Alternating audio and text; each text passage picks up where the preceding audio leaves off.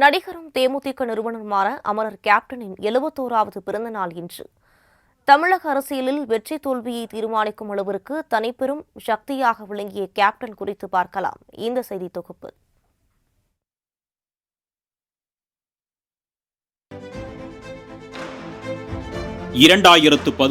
ஆண்டு நடந்த தமிழக சட்டமன்ற தேர்தலின் போது வெற்றி பெற வேண்டும் என்ற அசுரத்தனமான ஆர்வத்துடன் காத்திருந்தது அண்ணா திராவிட முன்னேற்றக் கழகம்.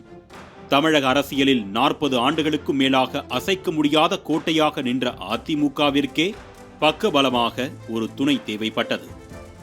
அப்பொழுது அரசியலில் வளர்ந்து வரும் கட்சித் தலைவராக விஜயகாந்த் அறியப்பட்ட போது இரும்பு பெண்மணி ஜெயலலிதாவே தேமுதிகவுடன் கூட்டணி வைக்க விரும்பினார்.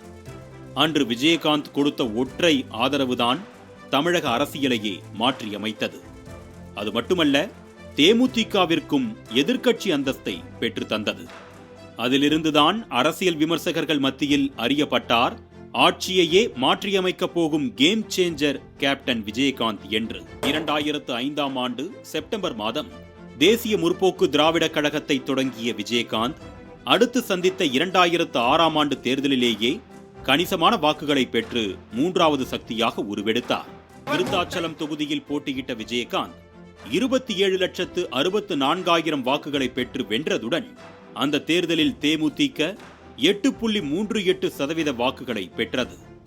தெய்வத்தோடும் மக்களோடும் தான் கூட்டணி என்று ஒவ்வொரு முறையும் பேசி வந்த விஜயகாந்த் 2009ஆம் ஆண்டு நடைபெற்ற நாடாளுமன்ற தேர்தலில் வழக்கம் போல தனித்தே களம் இறங்கி 10.3% வாக்குகளை பெற்றார். தமிழ்நாட்டில் திமுக மற்றும் அதிமுகவிற்கு மாற்றாக தேமுதிகவை மக்கள் தேர்ந்தெடுத்து விட்டனர் என்பதை அந்த வாக்கு சதவீதம் உணர்த்தின. இதன் காரணமாகவே 2011ஆம் ஆண்டு நடைபெற்ற சட்டமன்ற தேர்தலில் விஜயகாந்தின் ஆதரவை இரு பெரும் கட்சிகளும் எதிர்பார்த்தன. இறுதியில் அதிமுகவுக்கு தன் ஆதரவை கொடுத்து அரசியல் சதுரங்கத்தில் வெற்றியை தீர்மானிக்கும் கிங் மேக்கரானார் விஜயகாந்த். காலம் காலமாக ஆளுங்கட்சியாக எதிர்க்கட்சியாக இருந்து வந்த திமுகவை 3வது இடத்திற்கு தள்ளி எதிர்க்கட்சி தலைவராக அமர்ந்தார் விஜயகாந்த்.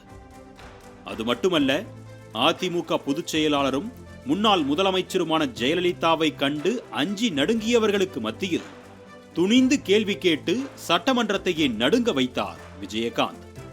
ஆனால் அதுவே விஜயகாந்தின் வீழ்ச்சிக்கும் காரணமாகி போனதுதான் சோகம். பின்னர் செய்தியாளர்கள் சந்திப்பில் மனதில் பட்டதை வெளிப்படையாக சொல்லி பல சர்ச்சைகளில் சிக்கியவர் உடல்நலக்குறைவால் அவதியடைந்தார். கூட்டணியின் போது எடுக்கும் முடிவுகள், பொதுவெளிகளில் சர்ச்சை பேச்சுகள் போன்றவை விஜயகாந்திற்கு தடைக்கற்களாக விழுந்தன. அரசியலில் தொடர் சரிவுகளை சந்தித்த போதும் அரசியல்வாதியாக யாரும் பெறாத புகழை பெற்றுவிட்டார் விஜயகாந்த். இன்றைக்கும் மக்கள் அரசியலில் வெளிப்படைத்தன்மை கொண்ட வெள்ளந்தி என்ற பட்டியலில் காமராஜருக்கு அடுத்தபடியாக விஜயகாந்தை தான் போற்றி வருகின்றனர். இதற்கு மேல் என்ன சாட்சி?